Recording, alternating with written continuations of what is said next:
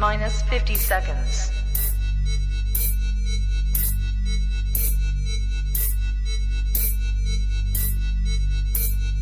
T-minus 40 seconds.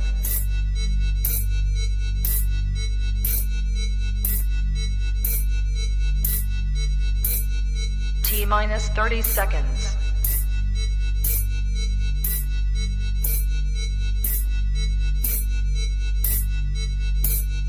T-minus 20 seconds.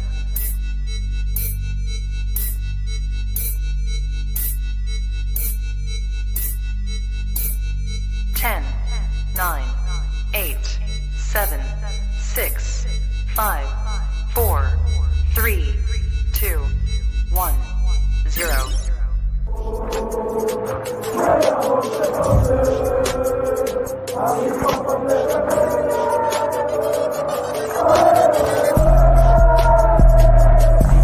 Shout out to Kop-Ish. Shout out to Kopish, guys. Keep all the good work the up. two legends, Emil Heskey, Howard Gill. Can't get much better than that, guys. Yeah. You know what to do now. Like, comment, subscribe. I'm with legends, guys.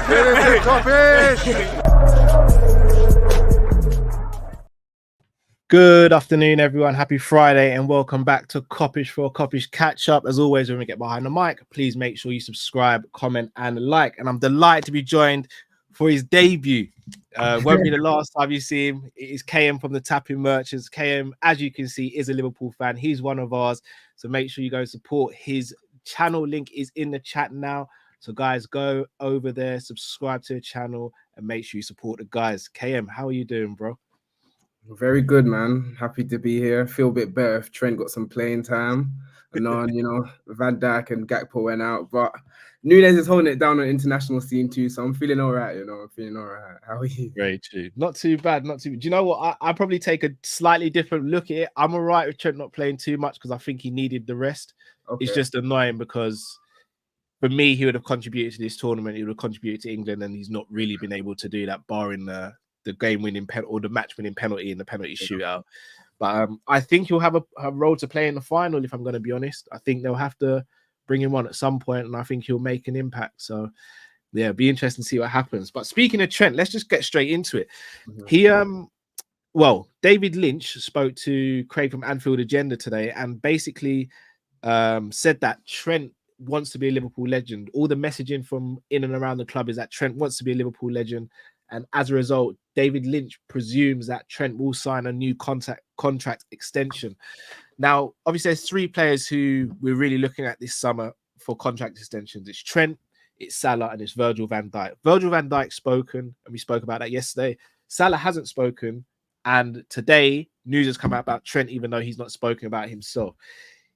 Okay, I'm going to start with you. Out of the three, to put you on the spot here, out of the three, which is the most important one to get sorted first, in your opinion? First? Yeah. I think it has to be Virgil. As much as I want to say Trent because he is our future, he's the one that's young, significantly younger than the other two. I think Virgil sets the pace, he sets the tone, being that leader, that captain. If Virgil stays and rides the ship, then I think the rest will buy in. I know he made the comments after Dutch getting knocked out about wanting to reassess, and it's been an emotional season because it's a bit different than what he said before the tournament where he was talking about I'm worried. Season. So, but it's emotional, so I let him do that because usually he's calm and collected. So the comments did make me a bit nervous, but I think Virgil has to be the first one, the priority signing, and the rest will follow. I think Salah definitely here for at least another year, but Virgil coming off arguably his best season post kind of ACL, where he really brought back the levels and let everyone know that I'm still one of one. I'm still top two in the world. I think that should be the first one over the line, and then shortly after Trent and Mo. Lynch spoke about Trent wanting to be a Liverpool legend. In your opinion, is he already a legend? Because for me, he is. Yeah. Is he for you as well? Yeah, he has to be. He's won everything by the age of 22, and he had won it all and reinvented a new position. A lot of people that I think will look up to Trent. A lot of people talk about how he's transformed the right back position. You see the cosigns he gets from the Roberto Carloses of the world, the Dani Alveses, all these all-time legend fullbacks speak of Trent as he's in that elite company. So again, I think he's already a legend in what he's done, but of course, longevity and time could definitely be another aspect into making his case for being a legend. So for me, again, I know I'm quite a bit older than you, but for me, Gerrard like is for me like the level. No one for me touches Gerrard. Obviously, you got your Kenny Dalglish's who are before my time, and your Ian Rushes and your John Barneses. But for me, Gerrard still sits to the top of the tree for me. I don't know if you'll see it slightly different because you are much younger than me. You wouldn't have seen Gerrard in his prime like I did. But how far do you think Trent's got to go before someone like yourself or even me turns around and goes, well, you know, Trent is above Gerrard now. What does he have to do? Or could he never, ever get to that? I think it's moments. It can't be accolades because as a decorated footballer, Trent's already surpassed DVG. But for me, one of my first big moments is obviously Istanbul. And the Gerrard fan, I remember half-time crying to my dad saying, I want to turn off the TV, and him saying, no, we never give up and we have to stay true. Big obviously, up to you. Big up to that. With that, obviously, the cup final against West Ham or Olympiacos, Gerrard has too many iconic moments that for me, it'll be hard to surpass. It'll be hard to get someone better than. But if Trent can get another league title, a Champions League, and he's iconic in, obviously, Corner quickly taking Origi. Trent's got some moments already. Yeah. I think it's about moments right now because accolades-wise, he's up there already. But for me, Gerrard, I think Gerrard's untouchable. As of now, we'll see though. As of now. Yeah, I agree. I'm very biased when it comes to Gerrard. Like he's my favorite player of all time. So I'm glad you said that answer because it makes it less awkward now for the in terms of just sticking with Trent though, so obviously Slot's come in now, and the rumors are that Slot's going to speak to Trent very soon about how he sees his vision for Trent as a footballer going forward. Now, I'm in the camp of moving Trent into midfield. Others are in the camp of utilizing him as a traditional right back, like when he broke out into the scene. Some are still in favor of using him in the inverted system. Yeah. Out of all the three, which one do you think he should play next season? And if so, why? I think the inverted role, obviously as a midfielder. And again, I think what Southgate's done with England, I already have my qualms with that. I think we all do. I'm glad a bit more opportunity with that. But where he's transformed it is that inverted right back position. But as a natural designated right back, we've tried to bring in cover and it's just not worked. Calvin Ramsey, obviously Conor Bradley's coming up, and putting someone in that position, I think just kind of significantly weakens our team.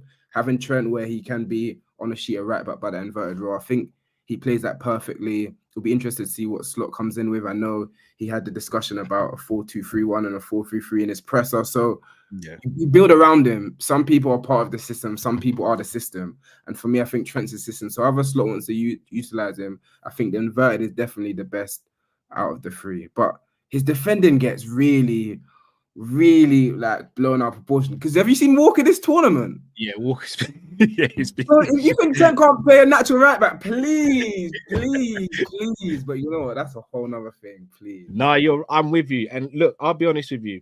At the last summer when it looked like Walker was leaving City, I said I wanted Walker because I'd wanted Walker and then Trent can go into midfield and you know Walker's going to cover.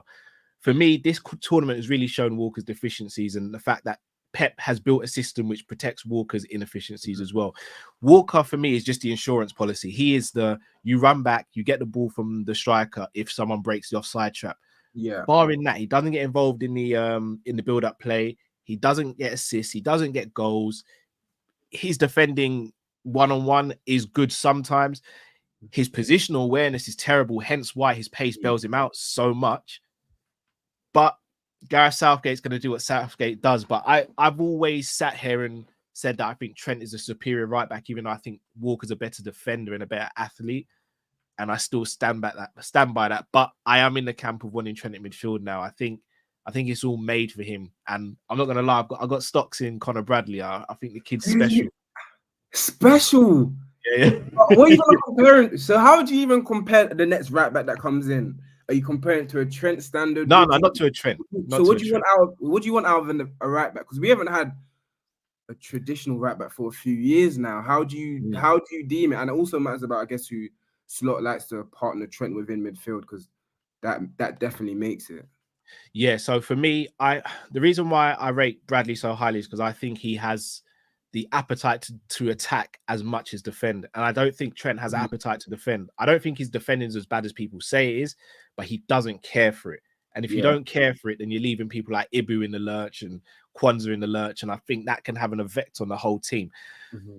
For me, Conor Bradley is not going to do anything special. You're not going to see him hit long ranges or do anything crazy. But what you will see is consistency from him, both attacking and defensively. And I almost see him like how when Robbo first came to Liverpool, he's not going to do anything special, but he'll get you goals, he'll get you an assist, and he'll make sure everything's tight at the back as well, which is what I like. In terms of who I partner Trent with in midfield, the person I'd partner with him at the moment is not at the club because I think we need a new DM. I think we need a destroyer. But I would play Trent in the pivot with a new destroyer, and then I'd play McAllister in the 10. So Sobo's not starting. Sobo would be battling left wing with Gakpo because I think we will sell Diaz. I think Diaz has ambitions to go Barcelona. I like Diaz. I think the injury got at Arsenal really. He was on a trajectory. I think the injury party really hampered his progress. But I need another season out of Diaz. I'm not ready to cut ties personally. I know Gakpo's performed well at this Euros, but you can't be ready to let go. You can't be. I think a right wing cover is more important than absolutely. Absolutely. Shall I tell you what it is for me with Diaz? Diaz for me is a player that I'd watch on YouTube all day and think, oh, special. But when I watch him for 90 minutes, the productivity is not there, or he's just making the wrong decision. But even Gakpo, I'm not fully sold on Gakpo either. Like, I think Gakpo has good moments. I think Gakpo is brilliant for playing against teams who aren't going to be really tough to play against. So he's a flat track bully, in my opinion. But when it comes up against the tougher teams, I think he can shy away a little bit. So I need to see that change. But yeah, look, I'm not against Diaz staying, but I do think he wants to go. I don't think he'll outwardly force a move like Coutinho did all those years back, but I do think behind the scenes he'll say, look, if Barca are coming for me, please let me go. No, I can definitely see that. Would you not? Obviously, he came off a season injury, but Bajcetic, would you trust him as the CDM? He's my guy. But I wouldn't trust him. I wouldn't trust him this season only because he's come back from such a long injury. I would actually loan him out for a year or up until January if I could to a team where he's going to play regular football, and then I'd bring him back into the team. So I'd actually, again, I know everyone in the comments is probably going to laugh. I would keep Tyler Morton for a season. I'm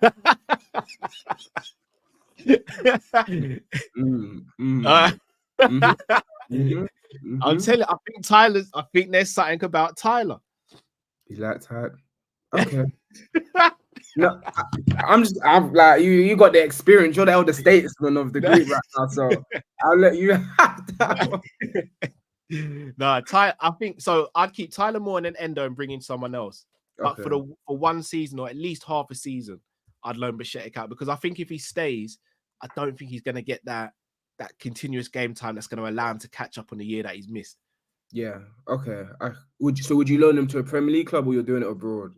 No, I'd probably loan him to a Championship club. Like Tyler out.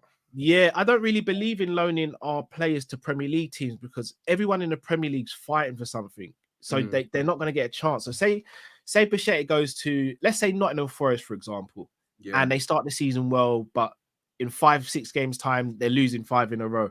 He'll be one of the first names that's dropped. Maybe not because of his performances, but because you need that experience in the team to get over those hurdles so that you can stay in the division. Whereas if you're in a championship, for me, a mid-table team in a championship or a team that's aspiring to get to the Premier League, I think you get more minutes. The championship's a very, very physical league as well. So you almost become a man overnight. Like Harvey Elliott became a man overnight. Tyler Morton the same. Even I'd probably say Carvalho looks as though he seems more mature now. So I'd always go down the championship route if I could rather than a Premier League route, unless it's a top player where it's a guarantee they'll start. Okay, I'm not mad with the championship route. Obviously, there's a lot of games and that intensity playing so often coming off that injury. Tough, yeah, but I can co-sign that. The Morton one, I'll just let that one lay down for now. So just before we round up on Trent, in your opinion, do you think he signs a new contract this summer, and do you think he definitely stays at Liverpool? Yes. Yeah. I'm just gonna put it Don't down. seem sure.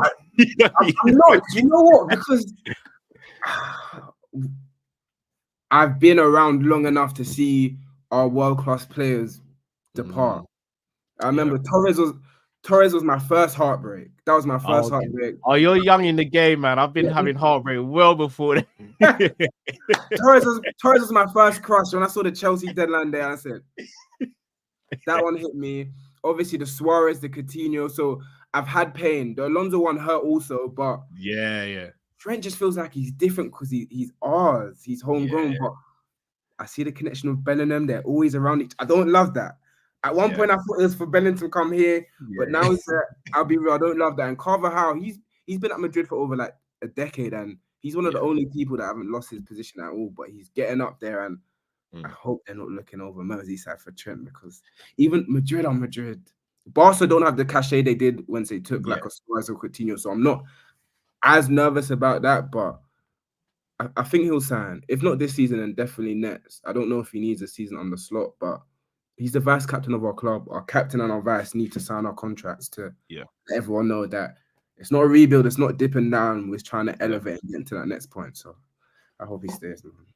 Completely agree. Right, guys, if you haven't already, smash that like button, subscribe if you're new to the channel. Also, make sure you go and subscribe to Tapping Merchants as well, where KM is representing. Link is in the chat right now.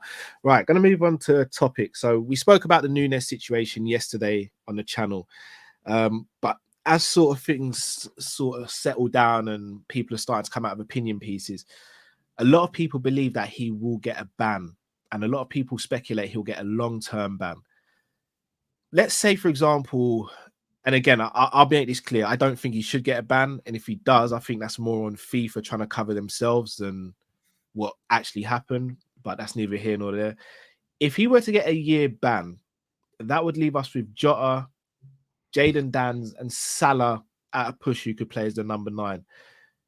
Now, a year is a long time in football, but it's also not that much of time. For example, a player could get a year-long injury.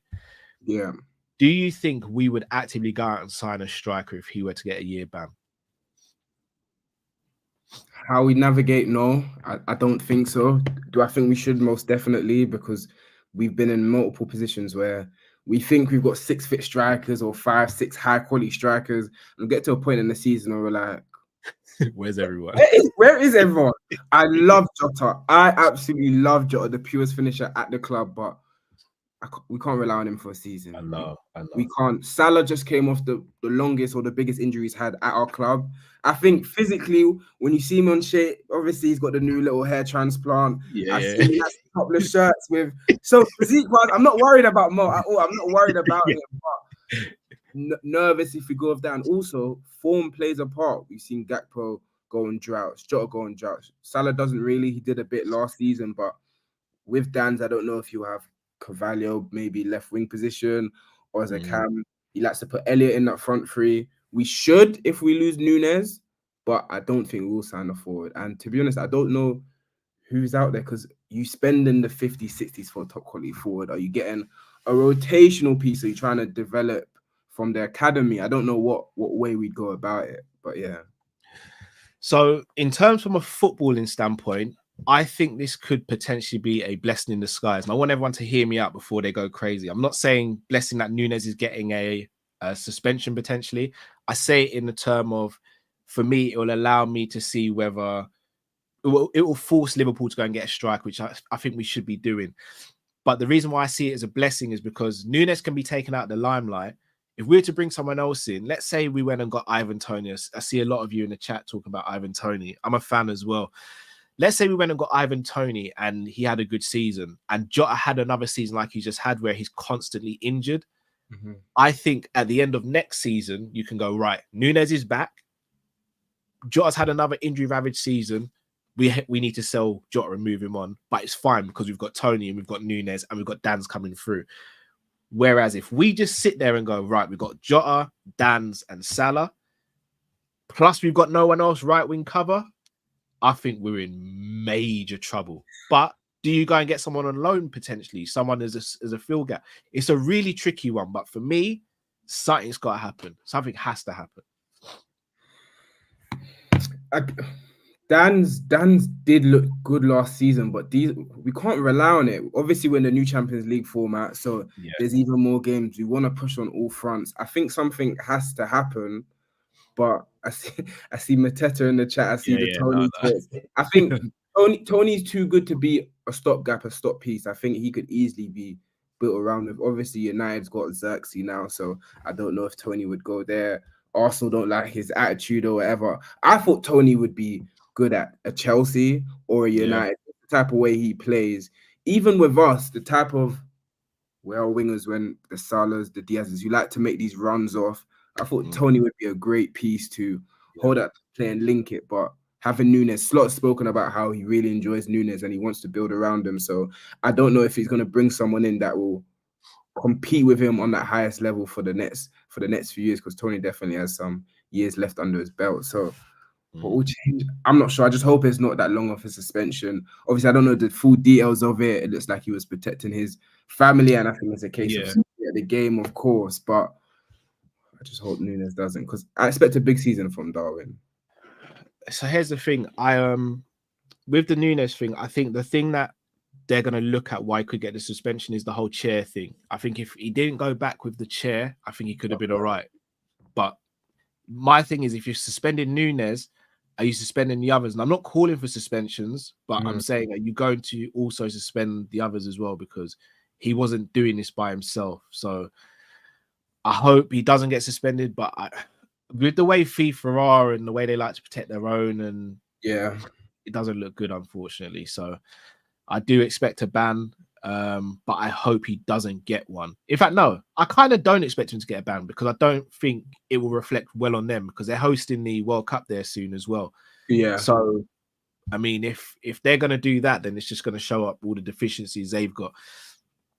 So we'll see. But I hope Nunez doesn't get a ban. And if he doesn't get a ban, then I don't expect us to move for a striker. I still think we need a right winger, though.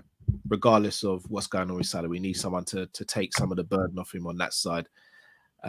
Speaking of transfers, though, not really been linked with anyone since sort of Anthony Gordon. We speak on this channel all the time about transfers. If I was to put you on the spot and ask you which 3 players or which 3 positions would you want filled this summer, what would they be and why? Right wing most definitely need more cover, whether it's to give him a rest, to give him some competition, or if we're talking about formal Saudi. So right wing is definitely a high priority. I think centre back is very high. Obviously, Matip leaving, Konate, love him, but can I call him injury prone? Like, is that fair to, because he's even spoken himself, that's why he's not played a game for France, because he's not 100% fit. So definitely centre back. As much as I love Quansah, we need another one. I like, obviously, there's been talk for ages now from like Ignacio at Sporting. So Antonio Silva, there's a few. Centre back definitely is a high priority, and I know people talk about left back. I still think Robbo has a lot to give. I like Robbo and Tsimikas. Is a good enough left back tandem. So right wing, centre back, and is that the heart or the head talking? Robbo's not bad. Like, I like Robbo. He's not bad. But is he someone that can still take us to a league title, though? Yeah. With a team, a Premier League team, a Premier League winning team, I think having a top 5 left back in the league is good enough if you want to be conservative. Top 8, I think having Van Dijk, especially on that left side cover, is amazing, especially when you have the best goalkeeper in all of football. That definitely helps. And if we can have that tandem of the right side, if it is Trent and Ibu, or the back 3, that's why I would like a centre back who can kind of invert like Ignacio to play there. And midfield, I think we have a lot of midfield talent. I know I've seen reports high that people at Liverpool are high on Sap van der Berg, who's finally back, but I feel like everyone's been on high him for the last 2-3 years, and he always gets loaned out and he's never given a chance. So they see him more than me, so who am I to say, no, this is the season that we need to build with him? But midfield, we just have a lot of midfielders. But yes, a deep sitting one that all he does is sweep and clean and no nonsense. We need to get back to when Fabinho was top 2, 3 in Europe in the league, where now it's the Rice and Rodgers and there's a gap to everyone else. If we're going to compete with those teams, we do need that DM that is rivaling that. So DM, right wing, and centre back is probably my main three. Just out of interest, we spoke earlier about Trent's position in the team, and you said you'd want to stay right back. How would you line up in midfield then? Given, Slot, even though he said he likes to be fluid with formation, he usually starts with a 4-2-3-1. So who would your starting midfield three be, providing Trent's at right back still? Mac 10, amazing. Without copping out and saying, oh, without a DM, that's not at the club, I'll do Mac 10. I like Sobo. I may have Sobo 10 wise, but it's just very offensive. Because if you have Mac 10 and Curtis, who I love, or Mac 10, I don't know if I'd start Endo as much as he performed well.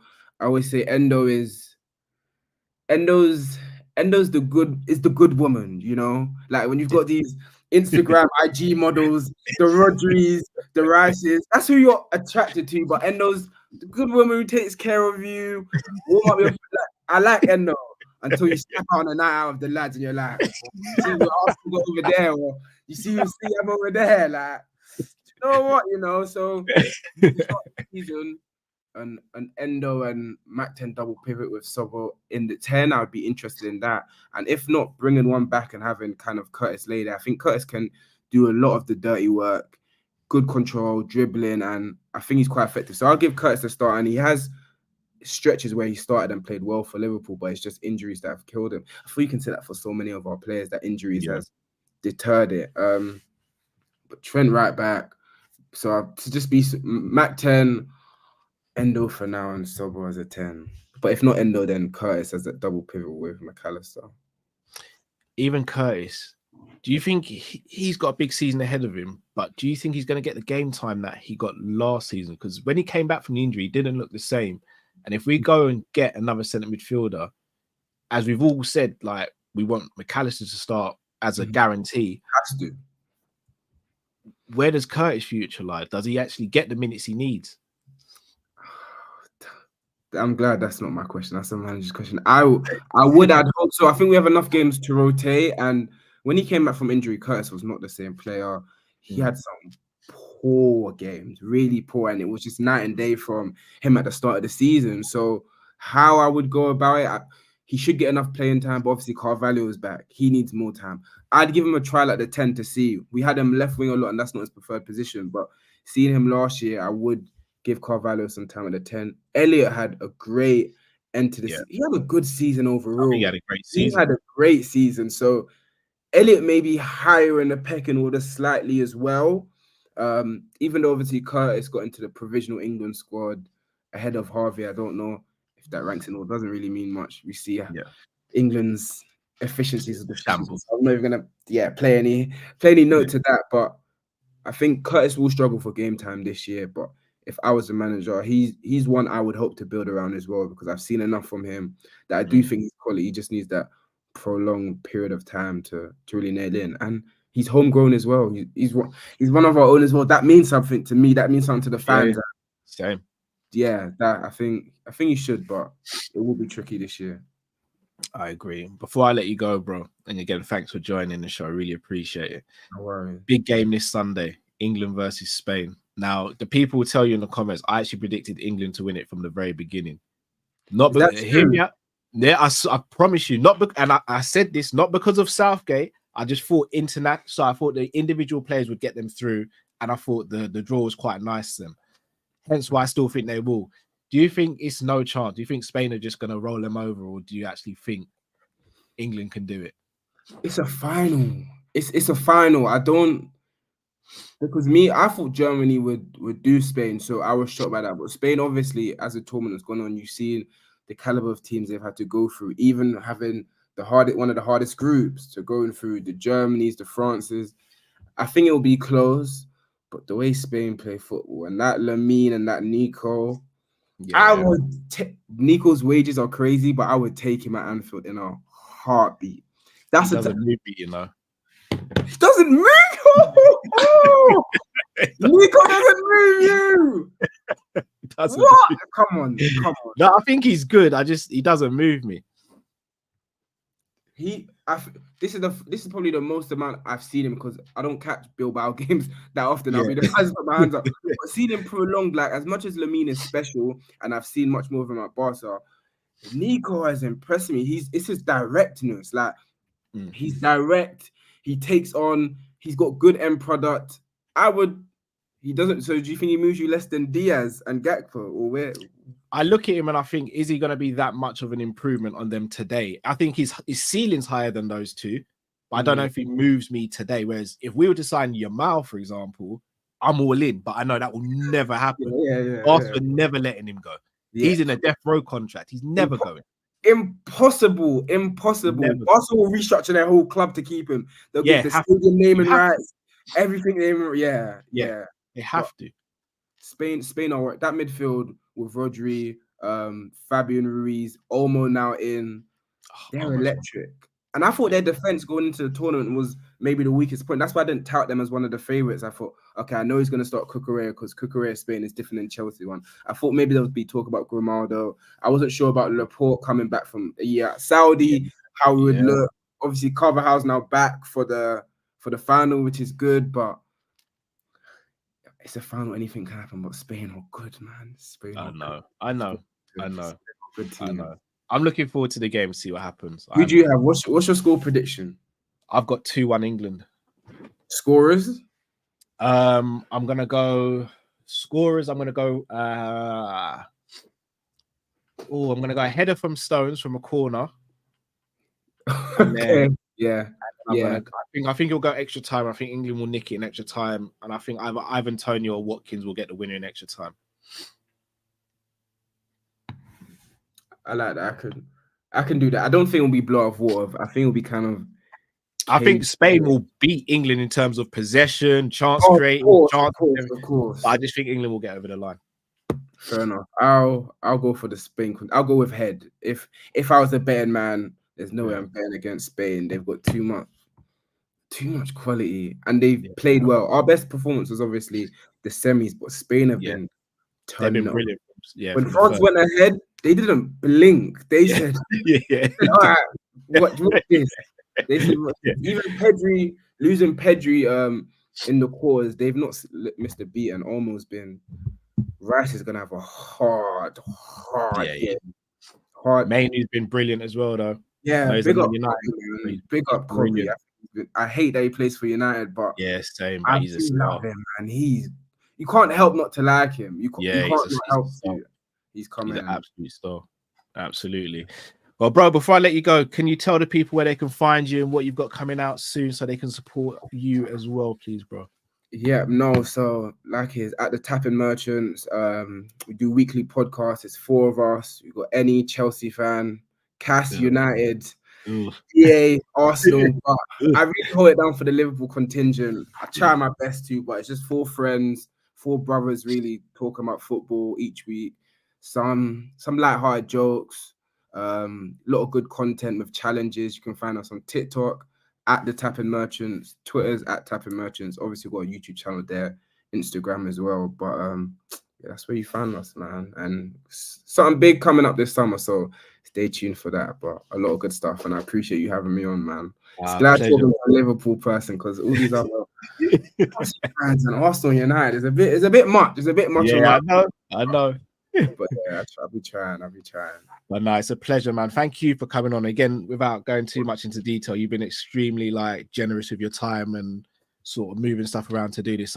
It doesn't go unnoticed, and it's extremely appreciated. So thank you. And I hope it won't be the last time we do this as well. And again, even if you want me on the channel as well, let me know and we'll organize that as well, man. I'm more than happy. No, I appreciate it too, man. I'm enjoying speaking to the Liverpool contingent, so it's good, and I love what you lot do as well. And thank you. Good representation having you lot being a Liverpool big fan page for us. So I appreciate the work you lot do. No, thank you, bro. Appreciate it. Guys, you know what to do now. Smash that like button, but go over to Tapping Merchants. Link is in the chat. Also, link will be in the description.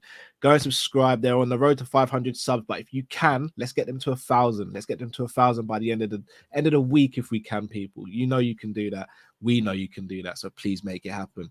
KM, once again, thanks so much for joining. People, will be live on Sunday on TIFO for the watch along between Spain and England for the Euros final. Who will come out on top? Will it be Spain or will it finally come home? Thank you so much for watching and listening. If you haven't already, smash that like button. Big up to Jamie Phillips, who's in the chat. Big up to Kev from Talking Cop as well. Go and subscribe to their channels. Shout out to all of you guys. Thanks so much for watching and listening. Stay safe, stay blessed. We're Kopish and we're out, people. Take care.